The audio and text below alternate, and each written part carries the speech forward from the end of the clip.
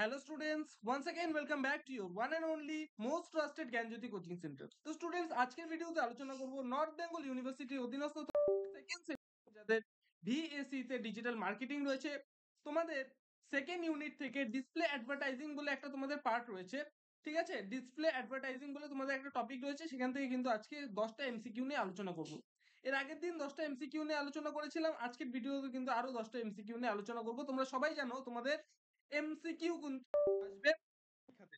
ঠিক আছে, চলো শুরু করা যাক। ফার্স্ট কোয়েশ্চেন আমাদের, which ad format is known for its ability to engage users through animation and interactivity? C number হবে অ্যান্সার, সেটা হচ্ছে রিচ মিডিয়া অ্যাডস। ঠিক আছে, number 12, what does CPM stand for in display advertising? B number হবে answer, সেটা হচ্ছে cost per million. C for cost, P for per, M for million. Okay, Number 13 বলছে which targeting option allows advertisers to reach users based on their past online behavior? এটার answer হবে হচ্ছে B নাম্বারটা, সেটা হচ্ছে behavioural targeting.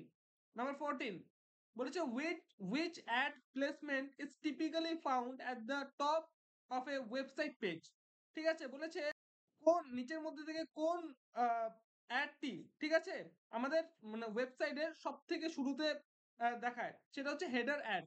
আমাদের দেখো না, অনেক সময় ওয়েবসাইট খুলি আমরা, এরকম টাইপের একটা ব্যানার চলে আসে ওয়েবসাইটের একদম উপরে, কিছুটা এরকম টাইপের একটা ব্যানার আসে ওয়েবসাইটের উপরে, এটাকে বলা হচ্ছে হেডার অ্যাড। বোঝা গেল? তো স্টুডেন্টস, পরবর্তী কোয়েশ্চেন গুলো আলোচনা করার পূর্বে তোমাদের বলবো, তোমরা যদি আমাদের সাথে অনলাইনে যুক্ত হতে চাও, অনলাইনে জ্ঞানজ্যোতি কোচিং সেন্টারের পক্ষ থেকে প্রোভাইড করা 100% কমন সাজেশন এবং নোটস পত্রগুলো যদি পেতে চাও, অবশ্যই যোগাযোগ করো জ্ঞানজ্যোতি কোচিং সেন্টারের অফিসিয়াল দুটো হেল্পলাইন নাম্বারে, সেটা হচ্ছে 7076398606 নাম্বার অথবা 6295916282 নাম্বার। এই দুটো নাম্বারে আমাদের সাথে যোগাযোগ করতে পারো। তোমাদের যেটা টোটাল কোর্স ফি রয়েছে সেটা হচ্ছে শুধুমাত্র 999 রুপিস। একটা সেমিস্টারের সমস্ত সাবজেক্ট মিলিয়ে তোমাদের MDC, VSC, major, minor, SSC সমস্ত সাবজেক্ট মিলিয়ে কিন্তু এই কোর্স ফিটা তোমাদের রয়েছে। চলো পরবর্তী কোয়েশ্চেনে আসা যাক। বলে what is the main advantage of native ads in display advertising? A number of answer, সেটা হচ্ছে they blend seamlessly with website content. Number 16 বলেছে which metric measures the average amount an advertiser pays for each click on their ads? B number হবে answer, সেটা হচ্ছে CPC অর্থাৎ cost per click.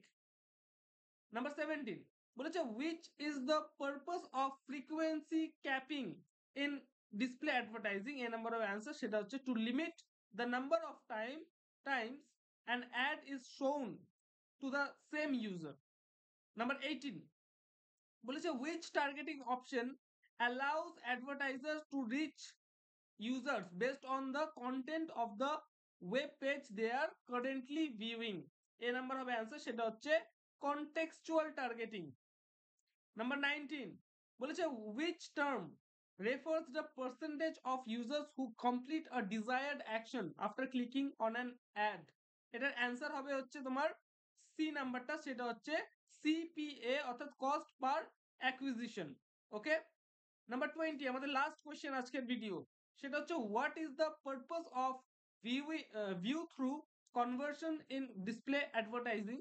এটার answer হবে হচ্ছে বি নাম্বার, সেটা হচ্ছে two track conversion from users who saw an ad but did not click on it. তো স্টুডেন্টস, আজকের ভিডিওতে এই কয়েকটা 10টা কোয়েশ্চেন এমসিকিউ কোয়েশ্চেন নিয়ে আলোচনা করলাম। ঠিক আছে, অবশ্যই চ্যানেল নতুন থাকলে চ্যানেলটিকে সাবস্ক্রাইব করো, পাশে থাকা বেল আইকনটি হিট করতে ভুলো না, কারণ আমরা এই ইউটিউব চ্যানেলে এই ধরনের কন্টেন্টস তোমাদের জন্য নিয়ে আসতেই থাকি। ঠিক আছে, তো স্টুডেন্টস, দেখা হচ্ছে আর একটা নতুন ভিডিওতে নতুন কোনো টপিকের সাথে। Till then, keep learning, keep exploring. Thank you so much.